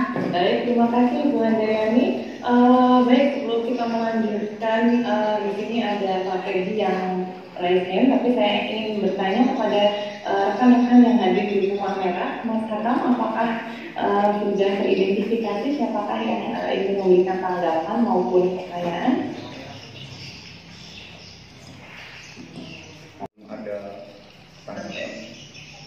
Ya, baik, terima kasih Mas Hakam. Kami persilahkan Pak Freddy untuk menyampaikan tanggapan maupun pertanyaannya. Ya, selamat siang Mbak Agni. Selamat siang teman-teman. Senang sekali keaktifan-keaktifannya sudah muncul. Saya pernah mendengar kabar kalau ada orang Surabaya yang membeli bangunan kuno dan ya artinya sudah bangunan itu pasti sudah lenyap di sana dan pindah ke Surabaya. Ada upaya-upaya apakah ya Bu Agni atau siapa pun yang bisa jawab? Apakah komunitas, pemerintah kota, kabupaten, atau siapakah sebetulnya yang punya upaya-upaya untuk menjaga ini semua? Terima kasih Bu Agni. Terima kasih Pak Fedi. Silakan Pak Yon atau Mas Dino atau Mas Bila yang akan menjawab ini supaya untuk semua atau teman-teman di LASEM yang saat ini sedang hadir di Rumah Merah, atau juga untuk para ahli yang ada di ruang daring. Silakan. Terima kasih Pak Fedi. Beberapa tahun yang lalu memang benar, tidak hanya satu dan dua, bahkan banyak antara tahun 2013, 2014, 2015. Dan siapakah sebetulnya kalau ada pembongkaran rumah-rumah yang dianggap sebagai cagar budaya ini? Saya mohon maaf ya, saya mengatakan itu saya karena memang itu kenyataan yang kemarin itu seperti itu. Saya pemuda sejarah jelas. Rasanya saya tidak bertanggung jawab kalau ada rumah-rumah yang mengandung nilai sangat besar, aset-aset dari LASEM itu dibongkar. Artinya nilai cagar budayanya sudah hilang. Maka saya kemudian melaporkan. Ini sudah 2 kali. Karena saya pikir melaporkan secara perorangan atau komunitas itu diperbolehkan. Dan saya melapor kepada Budi Bali Hasil Dalan secara tertulis dan ke Polda.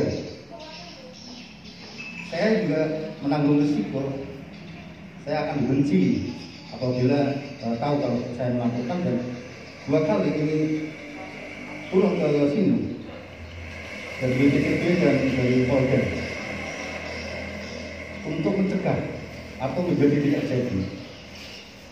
Ada yang pernah cerita besok pagi itu ada transaksi, malamnya saya datang ke rumahnya, mohon jangan diteruskan karena ini akan berurusan dengan Polda. Saya kemudian memperlihatkan undang-undangnya, Undang-Undang Nomor 11 Tahun 2010. Ini tidak ada denda, bahkan pidana. Saya terpaksa seperti itu karena memang rasanya nggak enak di hati saya. Masa saya pemerhati sejarah, kalau mau seneng-seneng juga kan, saya mengalami penderitaan pada waktu saya juga di apa ya, ini kan nggak enak itu. Dan alhamdulillah itu tidak jadi. Tetapi kalau yang di Karangturi Barusan kemarin itu memang sudah terjadi, sudah dibongkar dan di Surabaya. Saya minta kepada bidang Karangturi informasi dan saya dapat nomor 6. Saya telepon di nomor orang yang membeli itu selalu tidak pernah dijawab dan kemudian nomor saya sudah diblokir. Itu yang bisa saya sampaikan, bahwa komunitas atau perorangan di sini itu sangat menjaga nilai-nilai dari heritage dari cagar budaya yang ini, karena ini memang sangat bernilai. Kalau ini semua nggak ada, nggak puas. Kalau tidak ada, udah langsung saja tidak bisa seperti ini. Alhamdulillah ya, sekarang itu sudah tidak terjadi lagi, karena insya Allah mereka akan sadar, terutama kalau ini menjadi kota pusaka, kota cagar budaya. Itu yang bisa sampaikan Mbak Agni. Terima kasih. Assalamualaikum warahmatullahi wabarakatuh. Maaf, saya dari Jogja. Apakah boleh? Tapi saya tidak bisa menampilkan wajah saya. Nama saya Ibu Alef Teriawasi. Ya, ini saya menanggapi atau menyambung atau mengundang perhatian kita untuk selalu diberi perhatian mengenai masalah pelestarian yang luar biasa di Lasem itu ya. Kemudian ada unsur apa ya yang intangible? Menurut saya secara ekologis budaya itu ada suatu kultur, tradisi dan juga sedikit kepercayaan bahwa maaf teman-teman Tionghoa yang dari pengembaraannya itu ya, travelingnya itu sebenarnya mereka menjunjung tinggi ancestral worship, pemujaan terhadap leluhur. Nah, jadi karena ada pemujaan terhadap leluhur yang kalau dalam konsep Islam itu namanya birrul walidain, ya, berbakti, berbuat baik kepada leluhur, nenek moyang. Oleh karena itu menjaga apa yang menjadi keprihatinan sebelum mereka datang, mereka sudah dengan spirit itu tadi. Begitu membangun itu semuanya dengan spirit, karena ini baik dan beruntung dan lestari begitu. Jadi ini saja yang saya ingin tambahkan ya. Jadi secara ekologis kultural ya. Mungkin itu Pak yang saya bisa sumbangkan, tapi ini tidak berarti suatu yang final ya. Artinya masih harus dikaji dan diteliti dan mungkin dengan pendekatan psikologi arsitektur atau psikologi apapun namanya. Jadi itu ada suatu semangat ya, spirit ancestral worship, pemujaan terhadap leluhur, memuliakan kan. Waktu mereka berangkat, mereka pamitan, mohon karena ada tujuan, lalu membangun bangunan-bangunan itu juga diiringi dengan itu. Oleh karena itu di dalam budaya Tionghoa itu ada yang secara mungkin sisi entah itu ruang, entah itu struktur di dalam arsitektur itu yang memang disertai dengan semangat. Jadi mungkin memotong pohon atau memilih kayu jati itu juga tidak sembarangan gitu ya. Apalagi di Lasem itu pusat kayu jati yang menurut pengamatan yang saya baca itu luar biasa kualitasnya. Jadi itu kelebihan banyak. Ada juga pewarnaan, warna batik, warna ini, warna itu ya. Itu dari semangat secara orientalistik dan oksidentalistik. Itu ada perjalanan yang dulu dengan jalan sutra ya, lintas sutra, Silk Road. Nah itu juga ada warna biru, mulai dari yang biru seperti Cina, biru Persia, biru macam-macam itu ada di sana. Dan ada yang luar biasa seperti warna biru kehijauan yang banyak menyala tetapi awet. Terlebih lagi merahnya. Kalau di Jogja dulu saya pernah ikut course untuk pewarnaan ya. Pewarnaan kebetulan keluarga saya juga keluarga batik lah, walaupun bangkrut ya. Pernah saya itu masih melihat itu, saya itu sudah tua. Jadi unsur-unsur psikokultural ya, juga ekologis kultural yang berkaitan dengan arsitektur terkait dengan kok bisa awet, memang mereka sangat memilih. Bahkan di Jogja itu ada toko mebel. Kalau toko mebel di Dagen sekarang ya, itu Cina sampai sekarang, tapi kualitas kayu jatinya memang luar biasa. Dan sekarang saya tidak mengikuti ya, tetapi yang kebetulan di rumah saya itu produk-produk mereka itu awet sekali, murah sudah dari nenek moyang. Jadi begitulah ya, ada satu spirit menurut saya ancestral worship gitu. Mungkin itu aja sumbangan yang mengundang. Mari kita teliti lagi. Mari teman-teman Lasem ini kita mempunyai khazanah yang luar biasa yang bisa didekati dengan pendekatan apapun ya. Matur nuwun atas kesempatan jamnya Ibu. Bahkan saya mencatat ada psikologis kultural dan ekologi kultural yang sebenarnya mempengaruhi bagaimana orang mengambil bahan untuk membuat bangunan dan ini menarik jika nanti bisa dilakukan dengan kajian-kajian yang lebih menarik. Dan memang kayu jati di kawasan residen Rembang pada meliputi Bojonegoro dan Blora juga merupakan kayu jati terbaik di Hindia Belanda. Makanya daerah kayu jati dari Blora kawasan residen Rembang ini banyak kita temui di Hindia Belanda. Kita kan berartinya itu ya.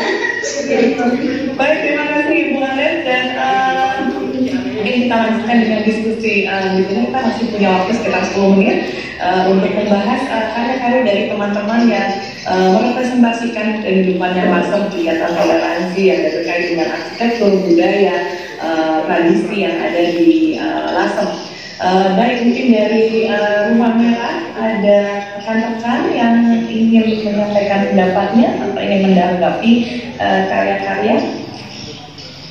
Saya mencatat tadi ada karya Mas Vino dengan judulnya Brain with the Soul dan juga cermin kecil kebudayaan Nusantara, dan percakapannya ini menarik antara ketiga narasumber yang saling berrelasi. Silakan di ruang Rumah Merah. Adakah Mas Hakam?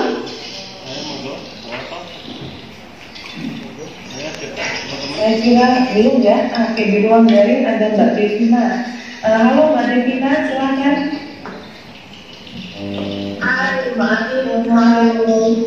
Suara saya jelas? Ya, dengan jelas sekali. Silakan Mbak.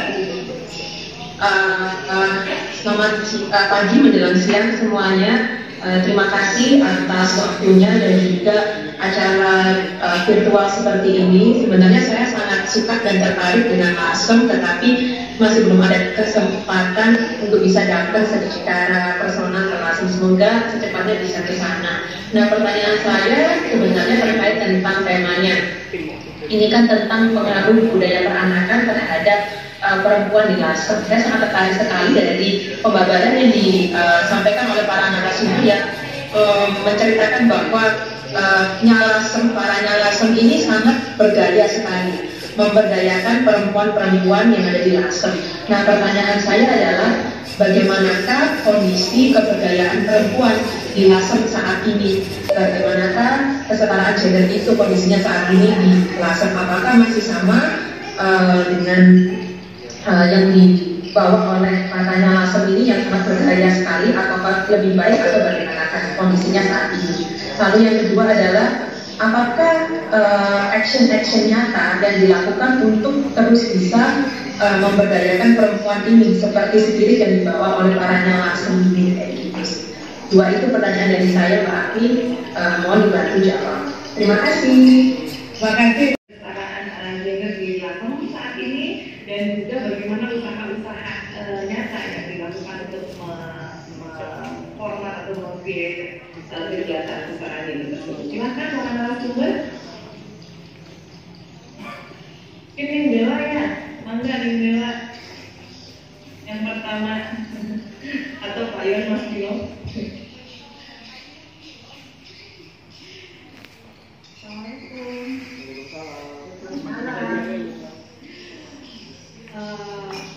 Saya akan cerita sedikit lagi ya.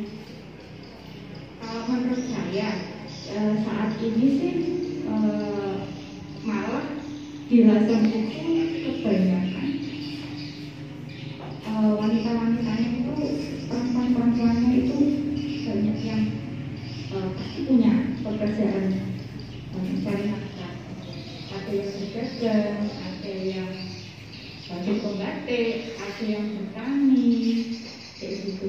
Jadi menurut saya sih apa yang terjadi di masa lampau masih terjadi sampai saat ini. Cuman sepertinya masih ada masalah di area besarnya upah dan besarnya upah karena perempuan-perempuan ini tidak bisa bekerja. Cuman kalau yang usaha ini saya masih begitu ngerti ya, apa namanya, berusaha yang tidak terjadi. Cuman saya waktu saya ngerti itu yang saya lihat sih seperti itu, perempuan-perempuannya banyak yang berperan sebagai pencari nafkah buat keluarganya di sini. Karena dia masih bermasalah di upah, misalnya upah begitu. Sekian dari saya nih, walaupun Pak Yon. Oh, Pak Yon, terkait dengan kesetaraan itu Pak Yon. Ya, yang disampaikan Mbak Bella ya, sangat luar biasa dilakukan. Itu mungkin karena spirit dari masa lalu. Yang bisa sampaikan adalah kita mencatat sejak tahun 1351 itu diangkatlah seorang ratu namanya Dewi. Kemudian penggantinya itu juga seorang wanita. Kemudian penggantinya lagi itu adalah seorang wanita. Ratu sampai kelima, yang terakhir adalah Suhida. Itu semuanya wanita. Kemudian ini apa? Secara spiritual saya di Lasem ini yang dituakan kelentengnya itu adalah Cuankiong. Cuankiong itu yang didewakan, yang dipuja. Ada Hyang Sang Singgu, seorang perempuan yang di sini dipanggil Makcu. Yang Tongco, yang dari Karangturi dan di Jordan itu masih dikecamakan Makcu perempuan. Sampai kepada kesenian tradisional asli Lasem. Misalnya Laisan yang memainkan itu semuanya laki-laki, bahkan tidak boleh perempuan. Tetapi jiwanya adalah bidadari. Jadi yang menjadi Laisan itu sampai senggaannya itu kewa itu perempuan di Lasem. Nah, spirit ini yang kemudian yang menjadikan siapapun yang datang ke Lasem menjadi wanita Lasem itu dia berperan, itu sangat berperan di Lasem ini. Bahkan mungkin di rumah tangga seperti yang ini, neneknya Bella itu membaca menjadi figur yang luar biasa di Lasem, meskipun tidak almarhum sampai saat ini terus dikenal. Padahal beliau adalah seorang perempuan. Jadi ini spirit ini terus akan menurun sampai sekarang. Saya kira itu yang bisa saya sampaikan. Kenapa Nyah Lasem ini begitu tinggi perannya? Itu Mbak Ami, terima kasih. Baik, terima kasih Pak Yon dan Bella. Mas Timo akan menambahkan, mungkin bisa dikaitkan dengan karya dan interpretasi dari Mas Timo dalam pengalaman selama ini ada di kisah tentang Gunung Lasem. Silakan Mas Timo. Ya, sedikit saja guys. Saya cuma kalau ditanya masalah kesetaraan gender di sekarang di Lasem ya, saya kira masih sama. Dan sesuai perannya masing-masing, ada yang jadi guru, pedagang, ada yang jadi macam-macam, ibu-ibu yang batik, pengusaha, macam-macam, dan itu masih sama seperti itu. Kalau masalah yang berhubungan dengan teknis, mungkin ini suara Mas Timo terputus ya. Gimana? Cek. Gimana Mbak?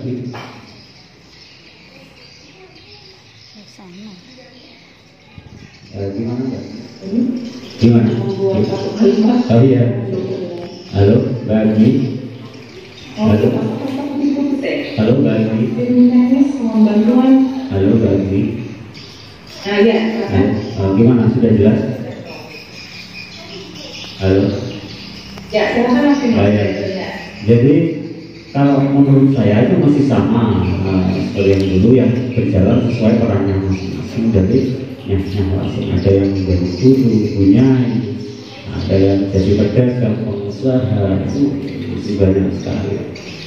Dan kalau hubungan dengan karya saya yang saya gambarkan di seorangnya Lasem yang memberi makan sahur dan buka puasa kepada anak angkatnya yang muslim, itu beliau juga seorang pengusaha, beliau itu dagang sambil dagang, dan kira-kira itu. Jadi setidaknya masih sama antara kesetaraan gendernya itu dengan dulu itu masih sama dan masih berjalan, semoga berjalan dengan baik sampai betul-betul sampai kapan itu aja lah.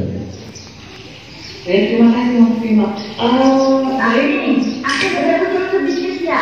Iya, ya. Silakan.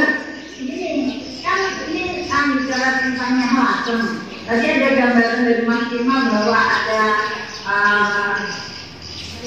oma dari keturunan yang memberikan makan buat orang muslim. Nah pasti oma itu Lasem itu punya resep-resep kuliner yang saya rasakan dua kali datang situ. Misalnya ada soto, ada rawon sayuran, ada bunga gitu. Nah maksud saya berkaitan dengan bicara budaya, akhirnya kulinernya kita gali terutama resep dari para keturunan. Kalau yang haram jadi dibuat dengan syarat bagaimana, yang boleh buat muslim ya dibuat dengan syaratnya. Resep dari nyala itu kita saksikan gitu. Itu menarik. Baik, terima kasih mengenai media. Dan salah satu materi dari kegiatan pameran Lasem ini ada juga tentang pameran kuliner, di mana teman-teman Lasem di mana ini tadi menginterpretasikan resep-resep tradisional Spanyolnya dan juga nyanyi kuning yang ada di Lasem membuat resep-resep keluarga gitu ya. Karena unsur utama Lamongan sama yang di Jawa Timur, Pak. Betul sekali. Terima kasih Bu Suwandayani. Baik Ibu Bapak yang hadir baik di Rumah Merah maupun di Ruang Daring, kita sudah waktunya untuk rehat sejenak sebelum kita lanjutkan kegiatan. Namun saya ini akan menyampaikan beberapa catatan terkait presentasi karya dari Pak Yon, Mas Kino, dan juga apa yang disampaikan oleh Bu Bella. Bahwasanya memang konsep toleransi, konsep kesetaraan gender, dan konsep-konsep yang terkait dengan hubungan sosial yang ada di Lasem ini memang memiliki letak sejarah yang berkesinambungan. Dan saya juga mencatat bahwasanya peran perempuan di Lasem ini memang memiliki lintasan sejarahnya sendiri yang ditandai dari misalnya tadi Pak yang menyebutkan bahwa di Lasem dengan dunia juga malas, kekuatan peran perempuan juga sangat tercermin dari dalam tersebut. Kemudian dilanjutkan dengan Dewi Ibu yang memimpin Lasem pada masa kerajaan Majapahit. Kemudian juga ada Maco yang dikenteng untuk Agong gitu ya, Dewi Samudra. Kemudian mungkin ada juga nama-nama terkenal lain termasuk Om Banza. Kemudian juga ada yang Lena pada masanya, dan kemudian adanya Lasem pada abad ini yang berkontribusi banget pada kegiatan pelestarian intangible heritage maupun tangible heritage di Lasem. Dan saya kira tentang kesetaraan gender di Lasem ini muncul baik pada warisan budaya Bunda maupun Bunda yang ada di Lasem. Jadi memang saya kira walaupun ada catatan terkait kesetaraan gender tadi ada upah gitu ya, dan mungkin akses informasi dan akses kesehatan dan lain-lain, rasanya ini ada dalam pembahasan yang berikutnya. Namun mari kita memberikan apresiasi kepada para pembicara yang telah menyampaikan key point atau poin-poin utama yang akan disajikan dalam karyanya terkait dengan kehidupan yang langsung, kehidupan toleransi dan keberagaman yang ada di Lasem yang membentuk karakter Lasem hingga saat ini dan mempersiapkan diri untuk menyambut Lasem sebagai kota pustaka dan kawasan cagar budaya nasional. Baik Ibu Bapak, kita berikan aplaus untuk tangan untuk tiga narasumber. Terima kasih kepada Pak Yon, kepada Mbak dari Kino yang telah menyampaikan ide gagasan konsep serta himbauan-himbauan terkait dengan pelestarian dan kesetaraan gender yang ada di Lasem, dan saya kira ini akan sangat memperkaya kegiatan pameran yang langsung dan perkembangan karya-karya seniman-seniman di Lasem pada umumnya pada masa yang akan datang. Dan terima kasih juga kepada rekan-rekan yang hadir di ruang Zoom dan sangat banyak sekali ini rekan akademisi profesional, pelaku ekstra, penggiat sejarah budaya dari Jakarta, Jogja, Semarang, Surabaya, Malang, Wonosobo, Sulawesi telah bergabung di ruang dari. Terima kasih juga telah memberikan memperkaya, memberikan pendapat, urut-urut dan memperkaya kegiatan pameran seminar diskusinya langsung pada pagi dan siang hari ini. Kita akan masuk ke rehat sejenak. Ini pukul 11.45 hingga 12.30 kita akan kembali lagi di ruang Rumah Merah dan di ruang daring pada pukul 12.30. Kami persilakan untuk rehat, ibadah sholat zuhur, kemudian juga makan siang. Baik, saya tutup sesi pertama pada pagi dan siang hari ini. Kita akan melanjutkan sesi berikutnya dengan pembicara Bapak Eka Kartono, Mbak Eliasa Mulyawan, Bapak Tokamelius, Mbak Nur Hanifah Ipeh, Mas Yuda Kusum, yang akan turut berbagi terkait dengan konsep karya yang akan dipamerkan di pamerannya langsung. Kami ucapkan terima kasih dan kita berjumpa pada sesi berikutnya. Salam sehat, salam pelestarian, dan salam dari Labuan Bajo. Terima kasih, selamat istirahat.